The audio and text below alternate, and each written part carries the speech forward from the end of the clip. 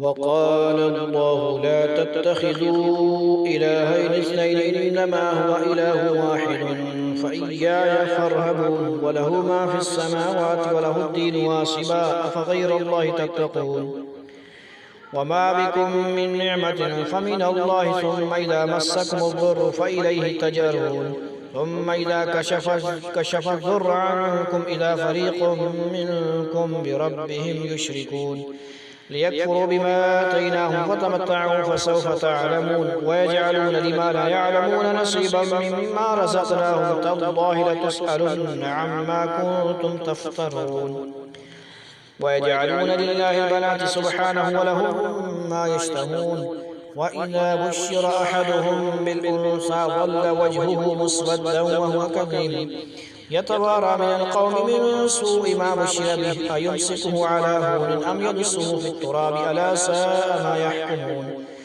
للذين لا يؤمنون بالآخرة مثل السوء ولله المثل الأعلى وهو العزيز الحكيم ولو يؤاخذ الله الناس بظلمهم ما ترك عليها من دابة ولكن يؤخرهم إلى أجل مسمى فإذا جاء أجلهم لا يستأخرون ساعة ولا يستقدمون ويجعلون لله ما يكرهون وتصف ألسنتهم الكذب أن لهم الحسنى لا جرم أن لهم النار وأنهم مفرطون تالله لقد أرسلنا إلى أمم من قبلك فزين لهم الشيطان أعمالهم فهو وليهم اليوم ولهم عذاب أليم وما أنزلنا عليك الكتاب إلا لتبين لهم الذي اختلفوا فيه وهدى ورحمة لقوم يؤمنون والله أنزل من السماء ماء فأحيا به الأرض بعد موتها إن في ذلك لآيات يسمعون وإن لكم في الأنعام العبرة نسقيكم مما في بطونه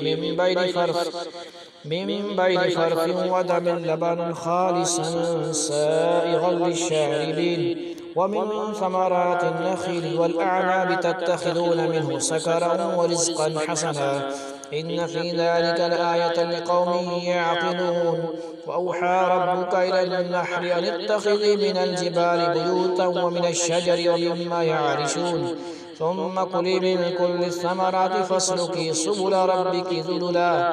يخرج من بطونها شراب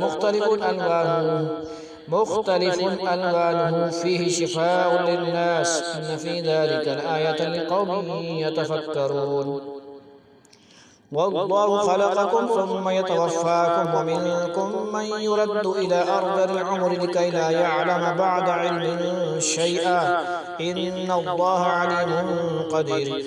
والله فضل بعضكم على بعض في الرزق فما الذين فضلوا براد رزقهم على ما ملكت أيمانهم فهم فيه سواء أفبنعمة الله يجحدون والله جعل لكم من أنفسكم أزواجا وجعل لكم من أزواجكم بنين وحفدة ورزقكم من الطيبات أفبالباطل يؤمنون وبنعمة الله هم يكفرون ويعبدون من دون الله ما لا يملك لهم رزقا من السماوات والأرض شيئا ولا يستطيعون فلا تضربوا لله الأمثال إن الله يعلم وأنتم لا تعلمون ضرب الله مثلا عبدا مملوكا لا يقدر على شيء ومن رزقناه منا رزقا حسنا فهو ينفق منه سرا وجهرا هل يستوون الحمد لله بل أكثرهم لا يعلمون وضرب الله مثلا رجلين أحدهما أبكم لا يقدر على شيء وهو كل على مولاه أينما يوجهه لا يأتي بخير هل يستويه ومن يأمر بالعدل وهو على صراط مستقيم ولله غيب السماوات والأرض وما أمر الساعة إلا كلمح البصر أو هو أقرب إن الله على كل شيء قدير والله أخرجكم من بطون أمهاتكم لا تعلمون شيئا وجعل لكم السمع والأبصار والأفئدة لعلكم تشكرون ألم يروا إلى الطير مسخرات في جو السماء ما يمسكهن إلا الله إن في ذلك لآيات لقوم يؤمنون والله جعل لكم من بيوتكم سكنا وجعل لكم من جلود الأنعام بيوتا تستخفونها يوم ضعنكم ويوم إقامتكم ومن أصوافها وأوبارها وأشعارها أثاثا ومتاعا إلى حين والله جعل لكم مما خلق ظلالا وجعل لكم من الجبال أكنانا وجعل لكم سرابيل تقيكم الحر وسرابيل تقيكم بأسكم كذلك يتم نعمته عليكم لعلكم تصلمون فإن تولوا فإنما عليك البلاغ المبين يعرفون نعمة الله ثم ينكرونها وأكثرهم الكافرون ويوم نبعث من كل أمة شهيدا ثم لا يؤذن للذين كفروا ولا هم يستعتبون وإذا رأى الذين ظلموا العذاب فلا يخفف عنهم ولا هم ينذرون وإذا رأى الذين أشركوا شركاءهم قالوا ربنا هؤلاء شركاؤنا الذين كنا ندعو من دونك